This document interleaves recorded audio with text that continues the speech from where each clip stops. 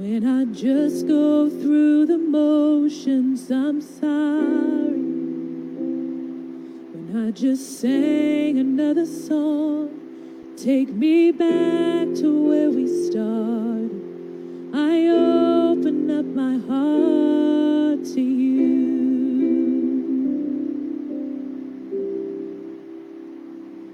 I'm sorry when I've come with my agenda. I'm sorry when I forgot that you're enough.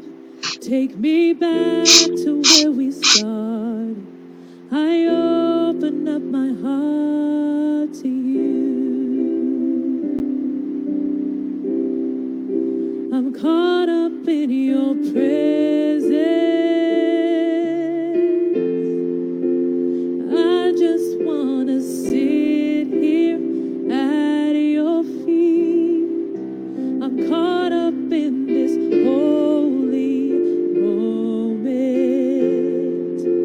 I never want to leave. Oh, I'm not here for blessings. Jesus, you don't know me anything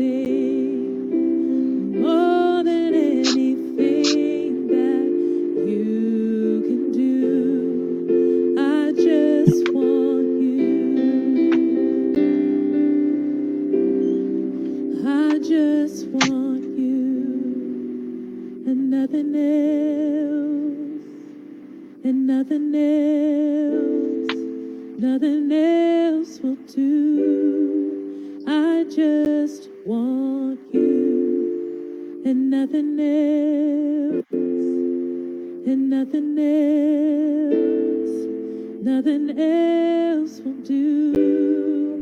I just want you and nothing else, and nothing else, Jesus, nothing else will do. I just want you and nothing else, and nothing else, nothing else will do. I just want you and nothing else, oh, and nothing else, nothing else will do. I just want you and nothing else, and nothing else, nothing else will do. I'm caught up in your presence. I just want to sit here at your feet. I'm caught up in this holy moment. I never want to leave.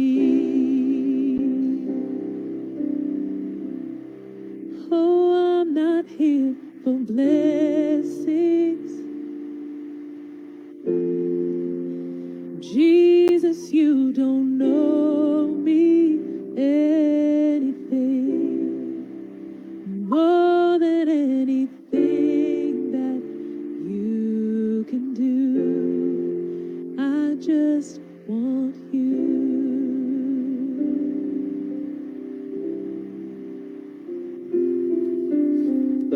Those are some powerful words. You don't owe me anything. I'm not here for blessings. And I want us to, church, I really believe if we could just seek for God's presence and only His presence, then everything else will take care of itself.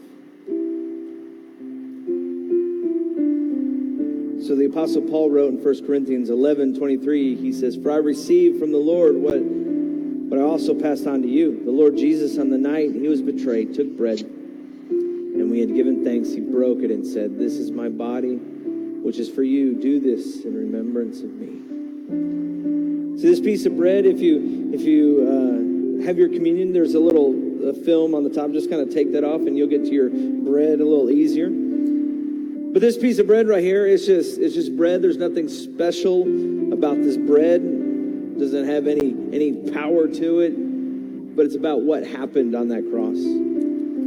I'm thankful that God is a God who heals. And Isaiah said it in Isaiah 53, verse 5, it says, "But he was pierced for our transgressions. He was crushed for our iniquities. The punishment that brought us peace was on him, and by his wounds we are healed." And so this morning, if you're here and you say, you know what, Greg, I need a healing touch from God today.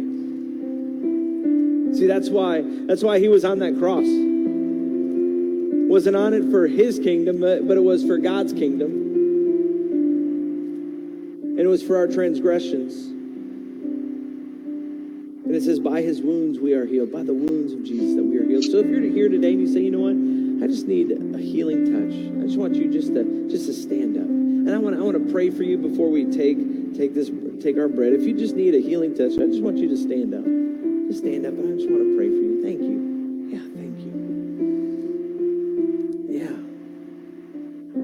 Let's just pray for you. Dear Heavenly Father, I just thank you for all that you do. I thank you that you're a God that heals. You're a God that continues to do things and continue to speak to us, Lord. I just pray over everyone that's standing that says, I need a healing from you. Lord, I just pray, Lord, it says, by your wounds we are healed. Lord, I pray right now for those that are standing up. I pray whatever miracle, whatever healing that they need in their body, whatever that they need in their spirit, whatever they need in their soul, Lord, I just pray, Lord, that you touch their body right now. You heal them. You give them a supernatural healing, Lord, from the top of their head to the soles of their feet, God. Lord, what was once broken, I pray, Lord, gets repaired. Whatever ligaments are out of place, Lord, just slide them back to where they need to be. Lord, whatever thing that they need, Lord, from you, I pray, Lord, that you just touch them and you heal them, because we know and we believe that you are a God that heals. You are a God that does the miraculous, Lord. And I just pray for your healing touch over everyone here today. And I thank you for what you do. In your name I pray. Amen. Let's take the bread together. And as we take our cup, I want everyone just to kind of stand up. As we take our last emblem, we take the cup. Paul continues in 1 Corinthians. He says, in the same way, after supper, he took the cup, saying, this cup is the new covenant in my blood. Do this whenever you drink it in remembrance of me. For whenever you eat this bread and drink this cup, you proclaim the Lord's death until he comes. That's what we do. See, this juice, like I said, it's just juice, but it resembles what Christ did for us. His blood was not spilled. Sometimes when we spill, that's a mistake. When a kid spills his milk or spills his drink, that's a mistake. His blood was shed. Why was it shed? Because he did it, and because that he went into the purpose that he was meant to be here for.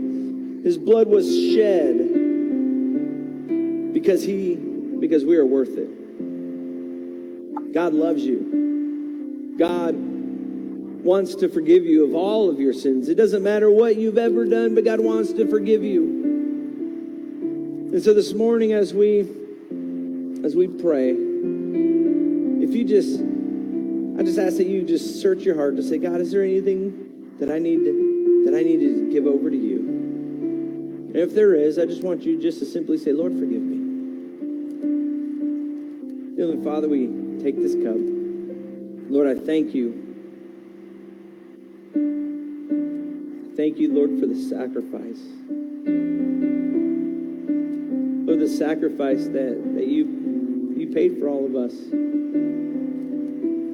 Lord, for the blood that was shed on Calvary, Lord, it wasn't by accident, but it was on purpose because you love us so much. Lord, I just pray, Lord, that we as a church, we seek your heart, and Lord, if there's anything in our hearts that are not pleasing to you, I pray, Lord, that you forgive us. Lord, forgive us for anything that is not pleasing to you. Help us to live a life that is more towards your kingdom than our kingdom. Lord, if there's anything in our life that points us to living in our own kingdom, I pray, Lord, that you forgive us. And Lord, just correct us and put us back on course. Lord, we thank you for all that you do. Thank you that you do not hold our sins against us, but you forgive. In your name I pray. Amen. You guys may take the cup.